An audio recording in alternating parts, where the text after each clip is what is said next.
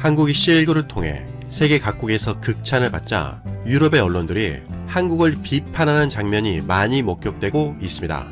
특히 한국이 환자의 감염 경로를 빠르게 추적해 공식 사이트에 게시하고 스마트폰으로 경로를 전송하자 한국 정부는 개인의 사생활 보호를 잘 지키지 못하고 있다며 유럽 언론들은 한국 정부를 비판하는 상황이 벌어졌죠. 하지만 오히려 유럽에서 지역 봉쇄 정책을 취하는 것 자체가 개인의 사생활을 더욱 침해하는 것 아니냐는 목소리가 힘을 얻고 있습니다. 특히 최근에 유럽에서 봉쇄가 계속되자 생계를 유지하기 힘든 유럽인들이 뛰쳐나오면서 격렬한 시위를 이어가고 있다는 뉴스가 연일 보도되고 있습니다. 과연 봉쇄하지 않고 환자의 경로를 추적하고 검사한 후 익명으로 알리는 것과 제대로 움직이지 못하게 아예 개인의 자유를 억압하는 봉쇄 정책을 취하는 것 중에 어느 것이 사생활을 더 침해하는 것일까요? 유럽 언론들의 주장에 어떠한 어폐가 있는지 지금 바로 그 실태를 확인해 보도록 하겠습니다. 현재 대한민국은 세계에서 가장 방역을 잘하는 국가로 극찬을 받고 있습니다. 물론 최근에 이태원발 사태로 인해 한국을 잠시 긴장시켰지만 대한민국의 우수한 검사 능력과 추적 시스템을 통해 다시 안정세를 찾아가고 있습니다. 신속한 대응을 통해 조기에 발견해 확산을 차단하는 것입니다. 한국은 세계 최초로 드라이브 스루와 워킹 스루를 도입해 한국의 창의적인 아이디어를 세계 만방에 알린 적이 있습니다. 그런데 이번 이태원발 사태에서는 소수자를 보호하기 위해서 익명검사라는 기가 막힌 시스템을 도입하자 세계 각국은 혀를 내두를 정도였습니다.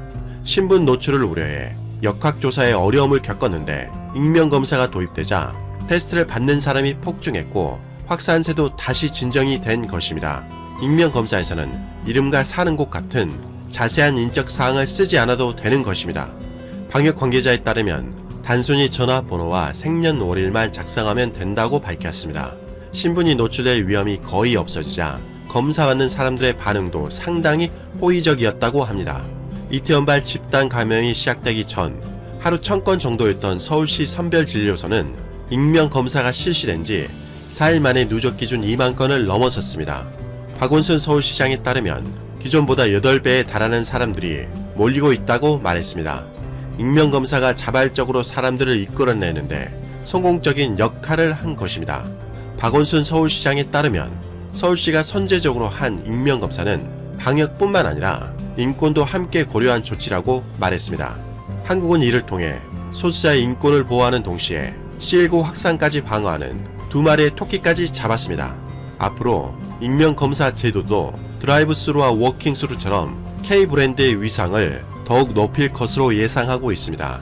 하지만 그럼에도 불구하고 유럽의 언론들은 여전히 한국이 사생활 보호에 취약하다는 말도 되지 않은 주장을 펼치고 있습니다.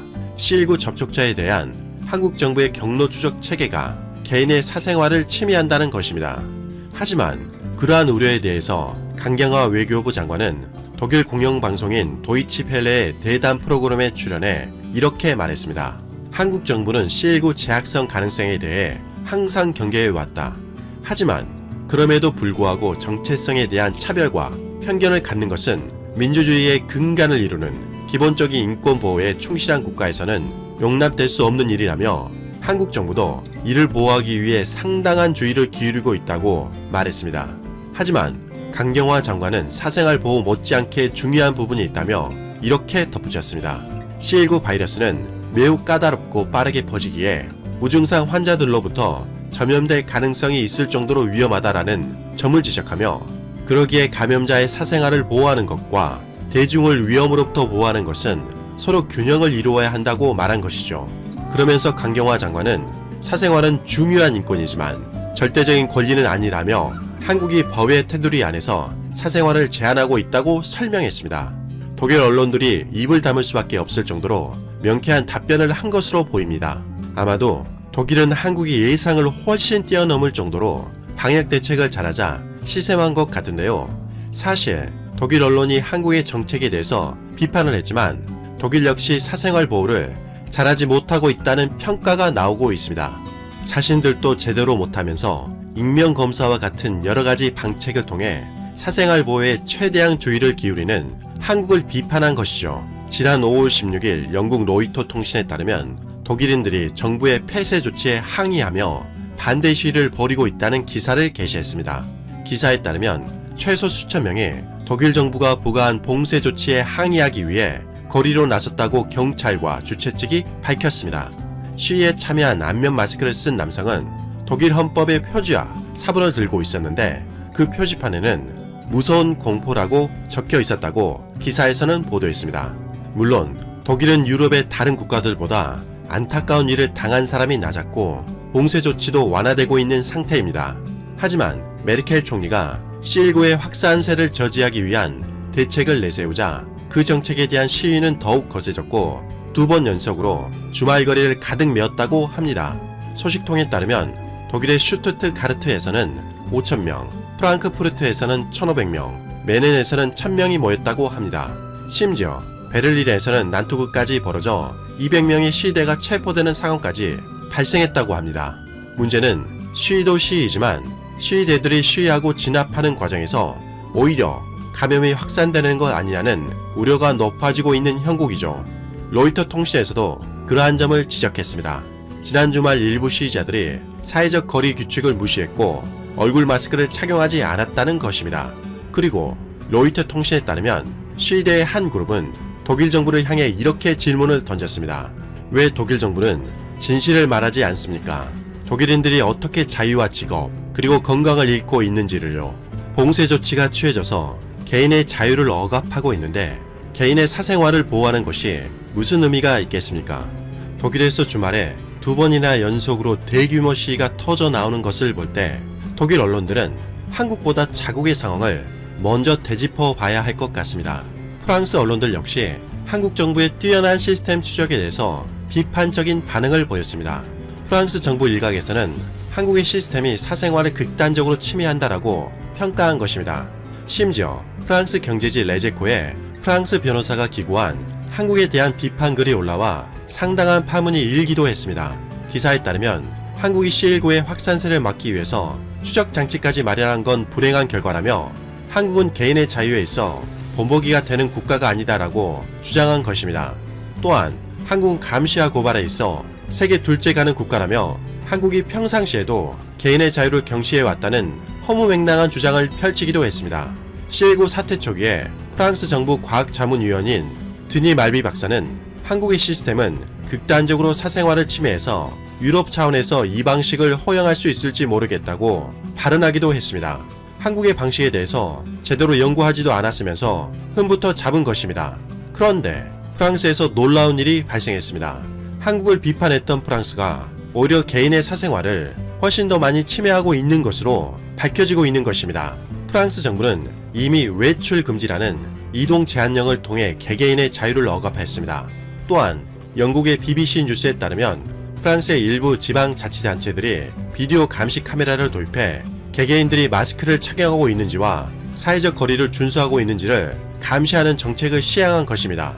개개인들이 마스크를 착용하지 않고 사회적 거리 규칙을 위반하는 즉시 지방 정부와 경찰에 자동 경보가 울리도록 되어 있다고 합니다. 누가 봐도 프랑스는 한국보다 훨씬 개개인의 사생활을 침해하는 것으로 보입니다. 또한 파리 경찰은 드론까지 활용해 사회적 거리두기를 지키고 있는지 감시를 했었습니다. 이에 대한 비판이 일어나자 프랑스 최고 행정법원이 지난 5월 18일 개인의 사생활을 침해할 여지가 크다고 여겨 드론으로 감시하는 것을 중지시켰다고 합니다. 드론으로 감시까지 했다니 프랑스가 한국보다 훨씬 더 개인의 사생활을 침해했다는 명확한 증거이죠.